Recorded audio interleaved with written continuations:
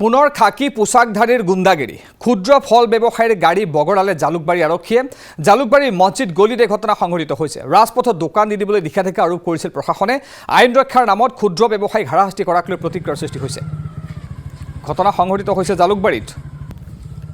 জালুকবাৰীৰ দৃশ্য আমি দেখুৱাইছোঁ পথৰ কাষত ফলমূলৰ দোকান দি জীৱিকা নিৰ্বাহ কৰা একাংশ ক্ষুদ্ৰ ব্যৱসায়ীৰ দোকান বগৰাই দিয়ে আৰক্ষীয়ে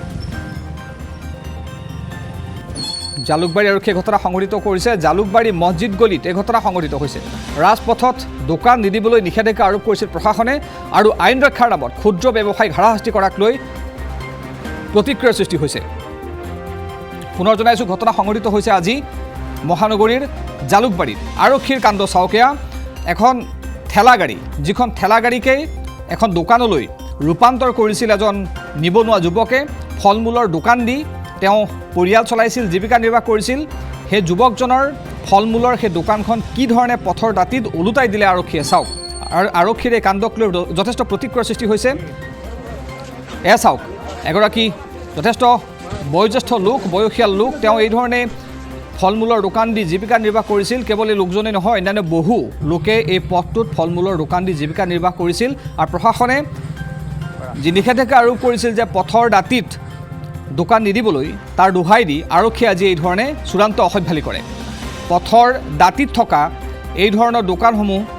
ওলোটাই দিয়ে বগৰাই দিয়ে আৰু লগতে যিসকলে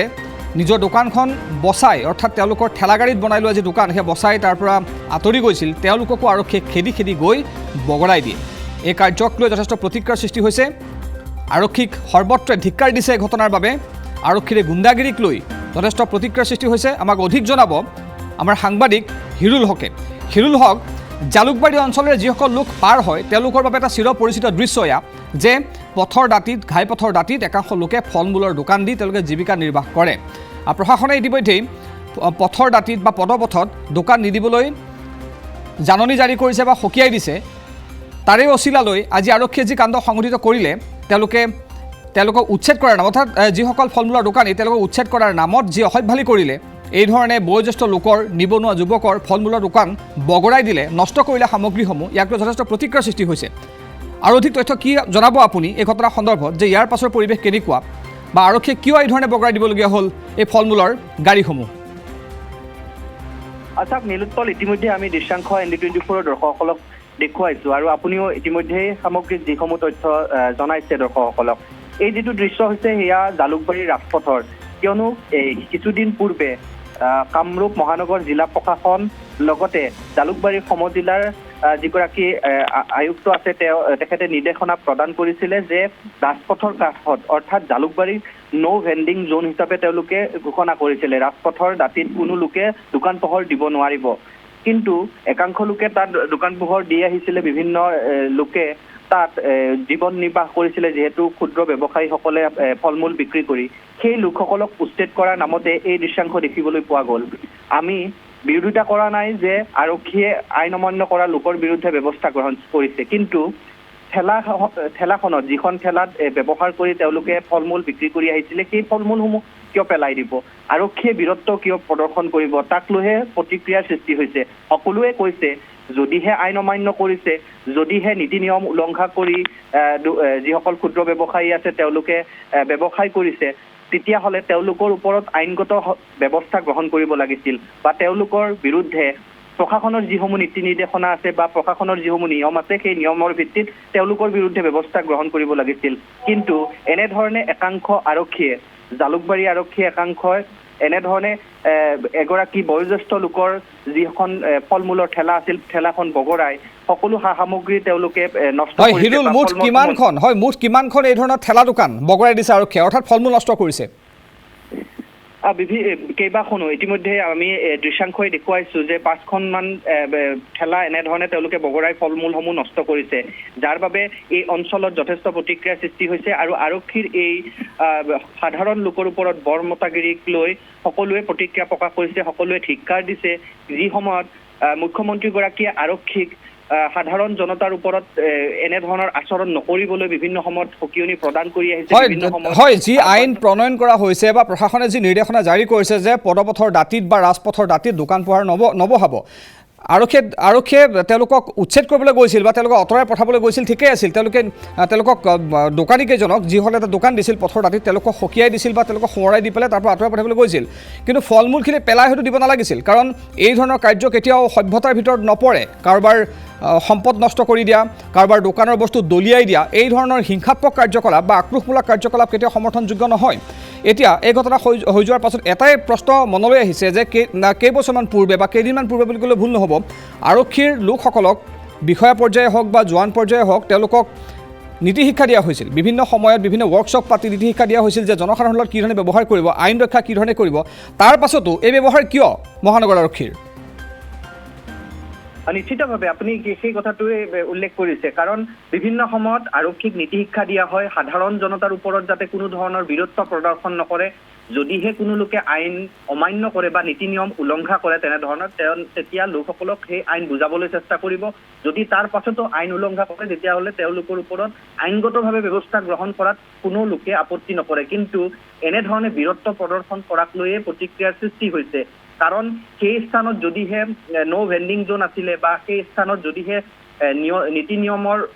বাহিৰত গৈ এই লোকসকলে তাত ফল মূলৰ দোকানসমূহ দি আহিছিলে, তেতিয়াহ'লে তেওঁলোকক উচ্ছেদ কৰিব লাগিছিল সাধাৰণভাৱে, নতুবা আইনগতভাৱে যিখিনি ব্যৱস্থা গ্ৰহণ কৰিব লাগে সেই ব্যৱস্থাসমূহ গ্ৰহণ কৰিব লাগিছিল। কিন্তু সেয়া নকৰি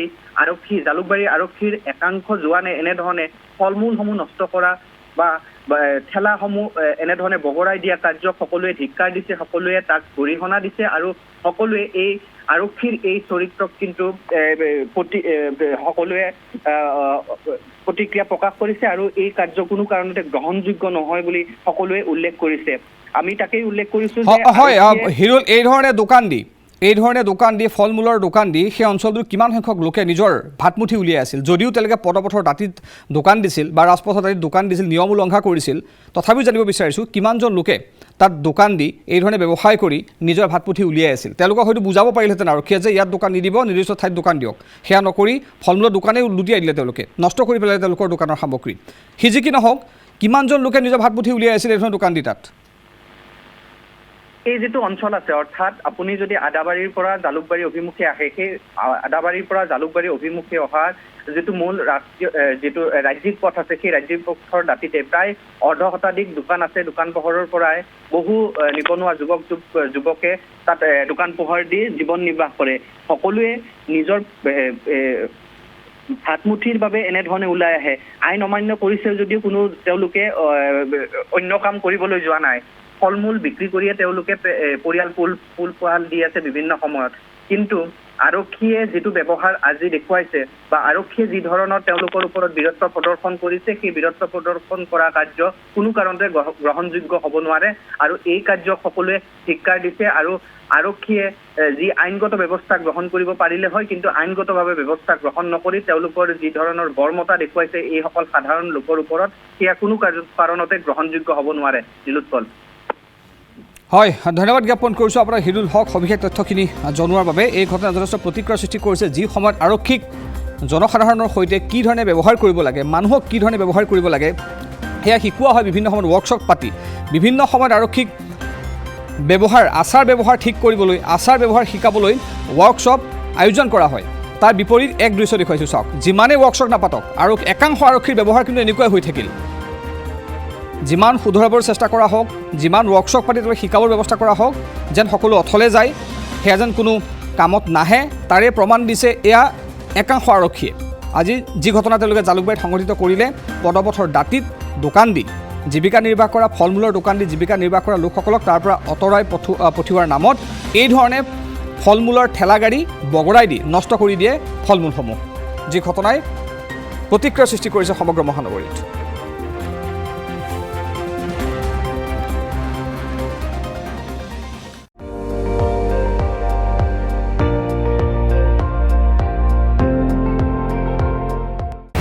আপুনি চাই আছে ND24, সৰ্বশ্ৰেষ্ঠ নহয়, সৰ্বোত্তমৰ দৌৰত।